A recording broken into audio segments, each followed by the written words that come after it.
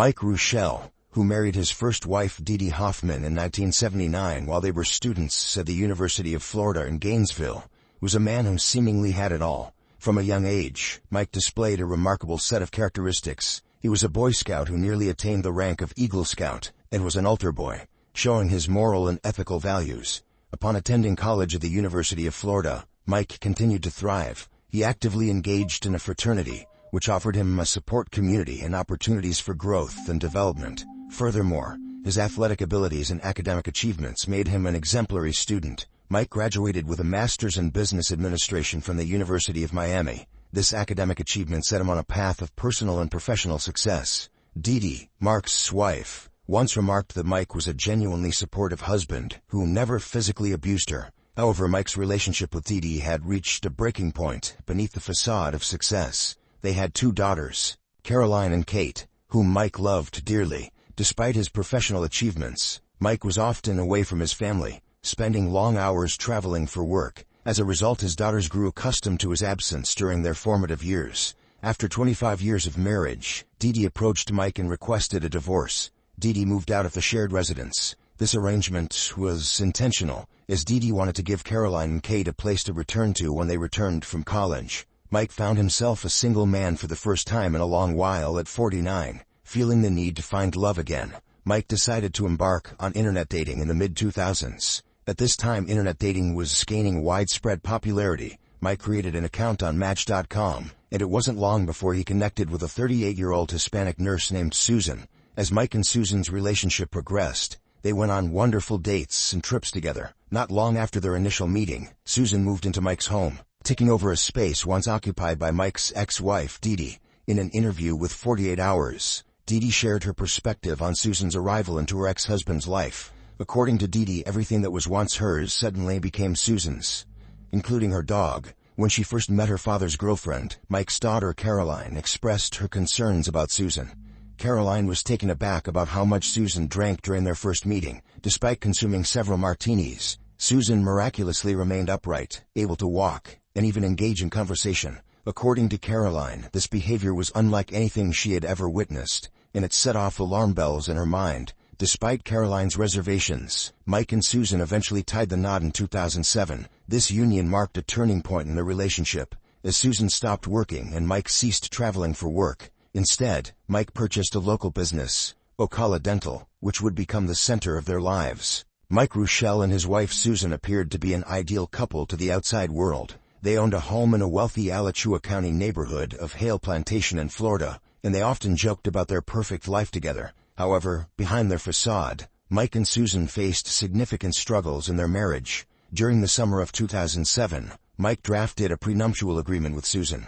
This sudden development raised eyebrows among their friends and family, as they'd always been portrayed as a strong and united couple. What prompted Mike to propose a prenup suddenly? The catalyst for Mike's decision was an incident at one of his daughter's house parties. Susan, known for her fierce temperament, used excessive profanity in front of Mike's daughter, causing a heated argument. This incident led Mike to consider protecting his assets in case of a potential divorce. Although Mike and Susan appeared to be financially stable, there were underlying issues beneath the surface. Susan admitted to Mike that she had accumulated $35,000 in credit card debt, which deeply concerned him. One of the main sources of tension in Mike and Susan's relationship was Susan's dislike of Mike's daughters. Caroline said she could only interact with her father when he was alone in his car. Susan's dislike for his daughters created a barrier, making it difficult for Caroline to have meaningful conversations with her father. Despite the difficulties they faced, Mike and Susan's relationship seemed to stabilize, at least on the surface. In 2016,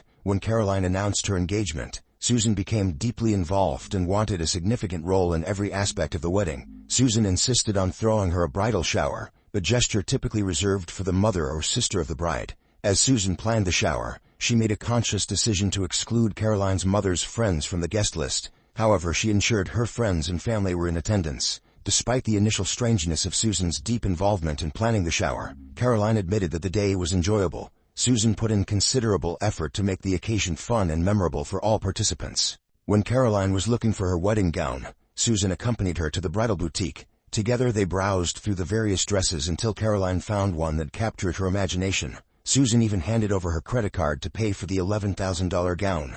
In November 2017, Caroline married at the Oaka Castle in Long Island, surrounded by 160 guests. The event mirrored the grandeur and luxury of a wedding fit for royalty. Before Mike walked his daughter Caroline down the aisle, she noticed an unusual mark on his face. When Caroline inquired about the mark, Mike brushed her concerns aside, not wanting to upset her on the special day. However, 3 weeks after Caroline married, Mike confided in her that the mark, now a long white scar, had come at the hands of his wife Susan. He revealed that Susan had physically abused him, and that she had been arrested for domestic battery after becoming violent while intoxicated. Susan's version of the incident was that after her stepdaughter Caroline's wedding, her husband Mike confided in her that the wedding had gone $150,000 over budget. This revelation angered Susan, and the argument between her and Mike escalated. During the altercation, Susan threw a mobile phone at Mike, and she pushed him in an effort to defuse the situation. However, Susan herself was the one who eventually called 911 to report the incident. According to Susan, she offered to go to the couple's beach condo to calm things down. However, a significant amount of time passed without her leaving the residence to head to the beach. As a result, the police arrested Susan when she still had not left the premises. The court ultimately ordered Susan to stay away from Mike, and she sought alcohol and consulting services as well as anger management assistance. Several weeks later, Mike ultimately decided not to pursue charges against Susan, and the case was dropped. Susan moved out of their home and into a condo at Ponte Vedra. While this provided a reprieve from the couple's ongoing drama, it would be short-lived. On February 3, 2018, at 4 a.m., Michael Rochelle made a chilling call to 911 from his home in Gainesville, Florida. He informed the dispatcher that someone had entered his house, and his wife, Susan, was bleeding profusely. When the police arrived at the scene, they discovered Susan lying severely injured on a bed in the master bedroom. Medics were immediately summoned, and with a sense of urgency, they rushed her to the closest hospital. As Susan was rushed to the operating room, the surgeons worked tirelessly to save her in critical condition. The odds were not in her favor, and the possibility of survival seemed slim. Meanwhile, the detective arrived at Mike's home, now cordoned off as a crime scene. The detective began his search of the premises, meticulously examining the scene for any clues. What the detective found was a scene that sent shivers down his spine. Inside the master bedroom, there was a substantial amount of blood on the bed, as well as a bloody bent knife. However, there was no sign of forced entry on any doors or shattered windows. In an effort to piece together the events that led up to the incident, the detective obtained security camera footage from Mike's home. However, after carefully examining the footage, the detective failed to find anyone fleeing from Mike's house. Susan miraculously survived the ordeal, but was left with significant wounds on her wrist, stomach, and neck. When Susan regained consciousness in the hospital, she provided a shocking revelation to the detectives assigned to the case. According to Susan, there was no intruder. It was Mike who had attacked her. She claimed Mike had concocted a story about a person breaking into their home and assaulting them. According to Susan, she and Mike started fighting while they were at a local restaurant for dinner. Susan said that she and Mike decided to return home in separate cars. Upon arriving home, Susan went straight to bed, and as she was falling asleep, she suddenly felt a sharp stabbing sensation. When Susan opened her eyes, Mike was standing over her with a knife in his hand. Panic and confusion filled her mind as she realized that she was in danger. Susan yelled out at Mike, "Michael, you are going to kill me." To her horror, Mike replied, "That's exactly what I want to do." Susan's cries for help went unheard as Mike continued to stab her, leaving her body covered in blood and suffering immense pain. For an hour, Susan lay in the bed, bleeding profusely and fearing for her life. Mike told Susan that he wouldn't kill her if she stuck with his story that an intruder had broken into the house and stabbed her. Desperate to stay alive, Susan reluctantly agreed to go along with Mike's plan. He then changed his clothes and called 911, pretending that a robbery had taken place. Mike Rochelle was arrested on charges related to the attempted murder of his wife Susan. The news surprised everyone, including Mike's ex-wife Dee Dee, and his daughters Caroline and Kate. Dee Dee, who had divorced Mike years earlier, was in disbelief when she heard about the arrest. During their marriage, she had never witnessed any signs of violence or aggression. She couldn't comprehend the idea that her former husband was being accused of such a heinous crime. Similarly, Caroline and Kate were overwhelmed by their father's arrest. They had always admired and respected Mike, considering him a generous and kind man. The idea that he would commit such a violent act against their stepmother seemed inconceivable. As the situation unfolded, additional charges were brought against Mike. In addition to the attempted murder charge, he was indicted on charges of false imprisonment, obstruction, and tampering with evidence. These additional charges further complicated the case and increased the severity of the situation. Due to Mike's wealth and affluence, the judge decided to set a bond of $2.5 million on the additional charges. However, it was agreed that no bond would be granted on the attempted murder charge, considering the serious nature of the crime.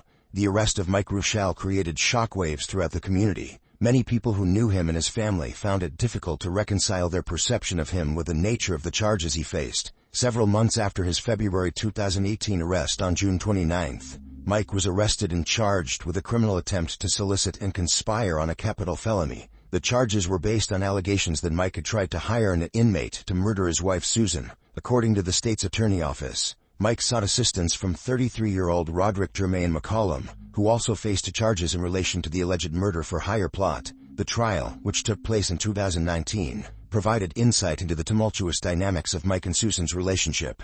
Throughout the trial, Mike presented a narrative that depicted a strained and turbulent marriage. Mike's testimony revealed that he and his wife had limited visitors to their home. According to Mike, this restriction was primarily due to Susan's reluctance to have his friends from his former university's advisory board over. Another aspect that created friction between Mike and Susan was his philanthropic endeavors. Mike testified that he enjoyed making charitable donations, which occasionally caused contention with his wife. According to Mike, Susan would often threaten to divorce him if he attended committee meetings or country club meetings, or if he made donations without her permission. While Mike claimed to have faced conflict over charitable contributions, Susan's spending habits seemingly went unchecked. Mike testified that Susan often spent money on clothing and jewelry without consulting him. This disparity in financial properties added to the strain of their marriage, as Mike felt frustrated and overwhelmed by the constant financial strain. Mike also testified that there were times when Susan resorted to violence as a means of resolving conflicts. In a July 2016 incident, Mike claimed that Susan threw a wine bottle at him from the top of the staircase, hitting him in the shoulders. That was not an isolated incident. Mike testified that there were other occasions where Susan threw vases and heavy mugs at him.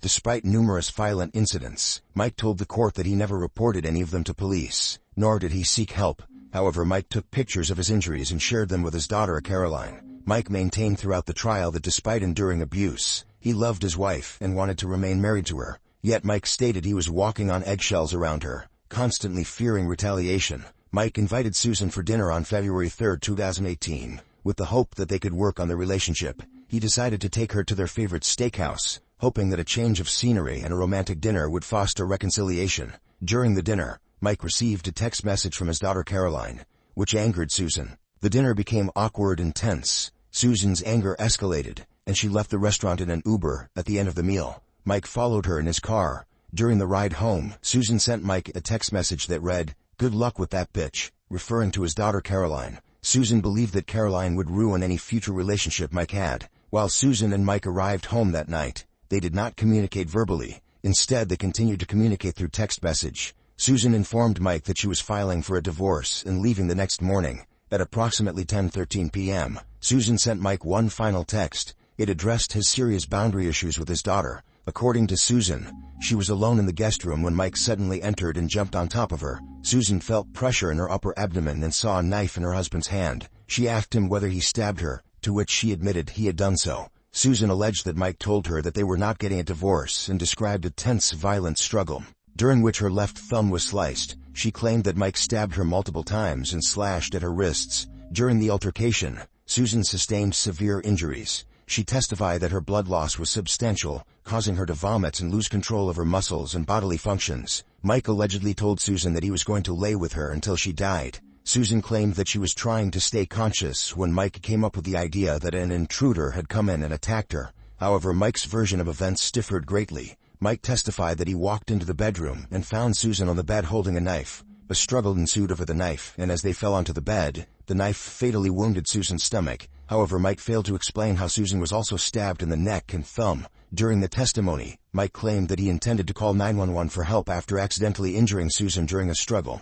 However, Susan allegedly told him not to do so, as she feared being arrested again for domestic violence. According to Mike, the two of them lay together as she bled for several hours. While they lay there, they had what Mike described as one of the best conversations of their lives. During the conversation, Susan and Mike discussed their future travel plans. They talked about their dream of visiting Germany, Tuscany, Florence, and Greece, and going on a river cruise. According to the prosecution, if Mike was telling the truth, he and Susan were having this conversation on a bed covered in blood, vomit, and human waste and excrement. Mike testified at 3 a.m. that he and Susan's dog Susie walked into their bloody bedroom, prompting him to get out of bed to take care of her. However, during this encounter, Susan grabbed the knife and slit her wrists, purportedly stating that she feared going to jail. He claimed to have told Susan that he was not going to get her arrested, but instead decided to lie to the police and stated that he would protect her. As a part of this plan, Mike turned off the security cameras to stage a break-in at around 5:25 a.m. However, he later called 911 and turned the cameras back on. The prosecution argued that Mike's actions indicated an intent to harm Susan. They contended that his willingness to lie about the events and his manipulation of the surveillance cameras suggested that he was attempting to cover up his involvement in the crime. On the other hand, the defense argued that Mike's actions were motivated by his desire to protect his wife. They contended that Susan's attempted suicide was a result of her mental health issues, and that Mike was trying to save her from herself when he turned off the camera and lied to the police. A bloodstain pattern analyst testified on Mike's defense, stating that he had reviewed the medical records that supported Mike's story. According to the analyst, if Susan's wrist had been cut around 10 p.m., as she claimed, she would have died due to blood loss. However, if Mike's story were true, it would have made more sense that she had survived the attack, as medical help had arrived shortly afterwards. The prosecution refuted Mike's claims that he wanted to reconcile his marriage with Susan. They presented evidence that Mike had visited 3 dating sites, seemingly indicating a lack of interest in his reconciliation. However, Mike's defense countered by showing that Mike had accessed several web pages dedicated to battered husbands. After a 9-day trial, the jury went into deliberations 4 hours later. They finally returned with a verdict, finding Mike guilty of attempted first-degree murder and additional charges. In December 2019, Mike was sentenced. However, Susan did not attend the hearing. Mike's daughter, Caroline, addressed the court and expressed her pride in being her father's daughter. She mentioned that Mike had been compassionate and selfless over the years, always putting others before himself. Several friends also stepped forward to share their thoughts on Mike, describing him as a kind, gentle person and a stand-up gentleman. Despite the prosecution's request for a 50-year sentence, the judge ultimately sentenced Mike to 30 years. However, given his age at the time of the sentencing, it is likely that Mike will die in prison.